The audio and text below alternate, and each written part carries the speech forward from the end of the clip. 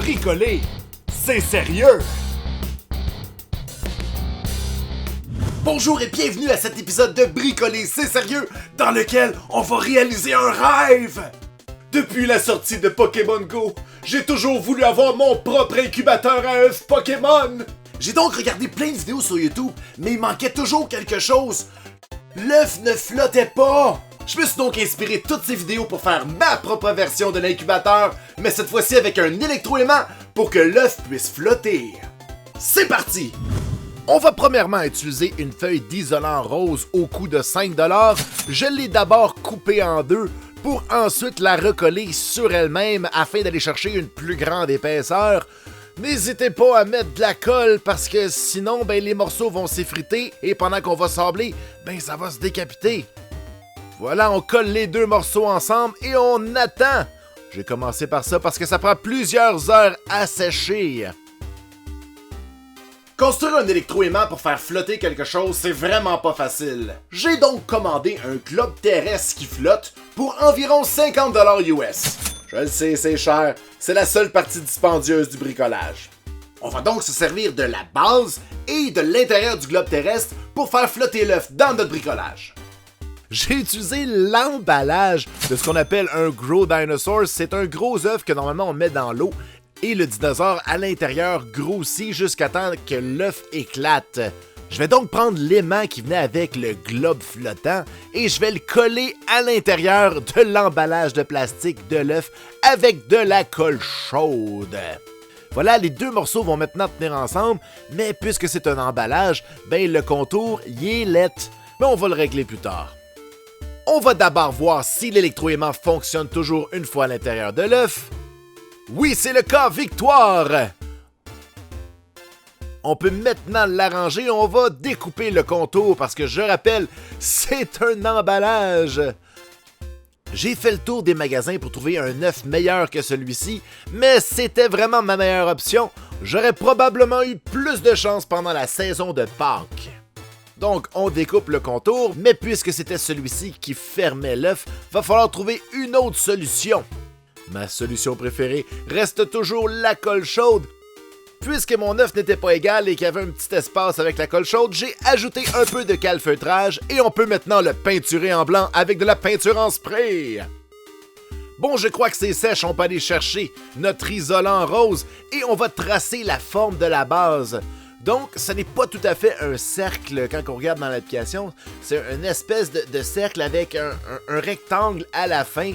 Je ne suis pas très doué en bricolage, mais mon œil de lynx semble me dire que ça ressemblait à ça. On découpe maintenant les épaisseurs.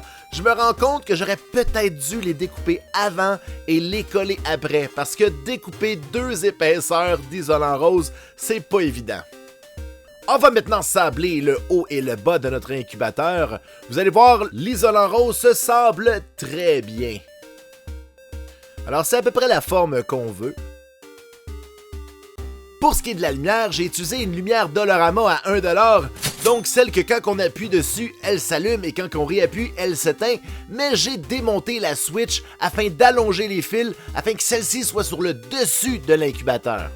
On va maintenant faire de la place pour la lumière sur la partie du haut.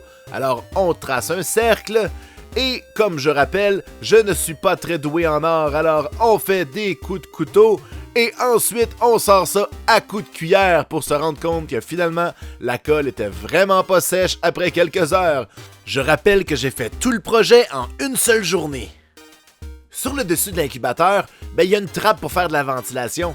J'aurais aimé ça en trouver une plus grosse, mais c'est tout ce que j'ai trouvé et c'était 99 sous, donc c'était dans mon budget.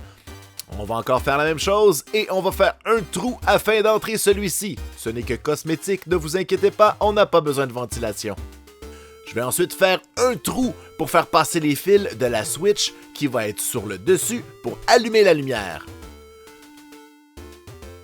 C'est maintenant l'étape du gâteau. On va tout cacher nos imperfections en étendant du calfeutrage comme si c'était du crémage à gâteau. On en met, c'est pas de longuant.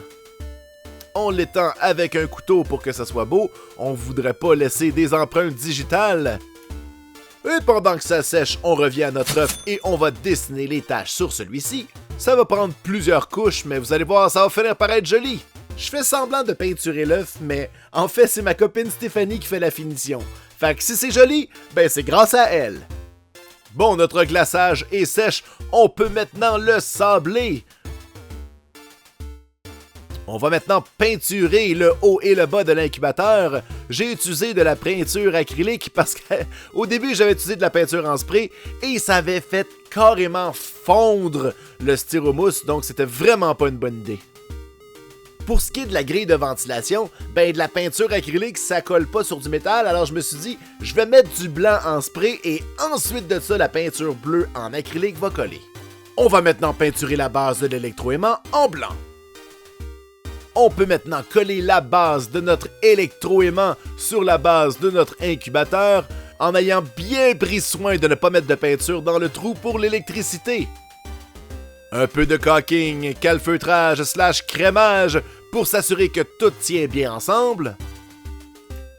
Notre grille a séché et effectivement, la peinture bleue tient. Ça va prendre quelques couches, mais ça va fonctionner. On peut maintenant insérer la lumière sur le haut de l'incubateur. On passe les 2 fils dans le trou qu'on a fait préalablement. Et voilà, on rentre ça à l'intérieur. Je ne le colle pas parce que je veux pouvoir le retirer pour changer les batteries lorsqu'elles seront mortes. Je vais donc ressouder l'interrupteur. Je l'avais dessoudé parce que je voulais pas faire un gros trou. Je préférais faire passer les fils et qu'il y ait seulement l'interrupteur sur le dessus. Voilà, cette fois-ci, c'est pour de vrai. On le rentre pour de bon. Et on a une lumière. On va maintenant faire la finition avec du Fun Foam. Ce qui est cool avec le Fun Foam, c'est que ça a un petit peu de relief et en plus ça a des couleurs vives, donc ça fait vraiment une très belle finition. Donc un petit peu de bleu, un petit peu de blanc, les boutons verts, le bouton rouge sur le devant. On découpe des longues bandes pour faire le tour de la base et du haut de l'incubateur. On va coller le dessus. Encore une fois, je vais juste mettre 3 points de colle chaude pour éventuellement l'enlever lorsque la batterie sera morte, étant donné que mon pot de verre à 5$ n'avait pas de trou en haut. On applique les bandes en essayant d'imiter le look de l'incubateur. Et on ajoute la petite grille qui ajoute beaucoup au look, parce que c'est important la ventilation. On met maintenant les bandes sur la base. C'est pas évident de coller du Fun Foam sur du verre. Pour ensuite coller tous les trucs qu'on vient de faire.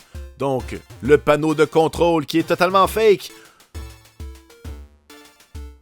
Même si on a mis de la peinture et qu'on est en train de mettre du Fun Foam avec de la colle chaude, ça va pas affecter le champ électromagnétique. Il va quand même passer au travers et faire flotter l'œuf. C'est le moment de vérité. On va donc brancher l'électroaimant. On va mettre l'œuf sur celui-ci. Et voilà, il flotte. On peut maintenant mettre le bocal. Et on allume la lumière.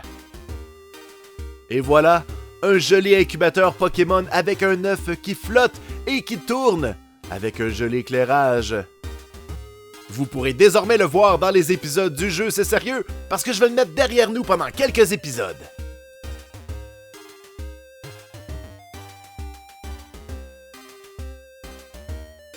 En résumé, je suis pas mal fier du résultat. Je trouve que ça va être excessivement joli dans ma gaming room. Évidemment, le gros point négatif est le coût initial du globe terrestre flottant, qui était de 50$ US. J'aurais pu opter à la place pour un électroaimant sur le dessus qui aurait tiré sur l'œuf au lieu de le pousser vers le haut. Ça aurait par contre créé un autre problème parce que j'aurais pas su où mettre ma lumière qui est en ce moment en plein centre. Peut-être aussi dans le futur, je vais remplacer les faux boutons par des vraies lumières. Mais sinon, dans l'ensemble, je suis très satisfait du projet. Alors voilà, c'est déjà tout pour cet épisode de Bricoler, c'est sérieux. J'espère que ça vous a plu. Si c'est le cas, n'oubliez pas de mettre un pouce et de partager la vidéo. Et on se revoit du lundi au vendredi sur la chaîne du jeu, c'est sérieux.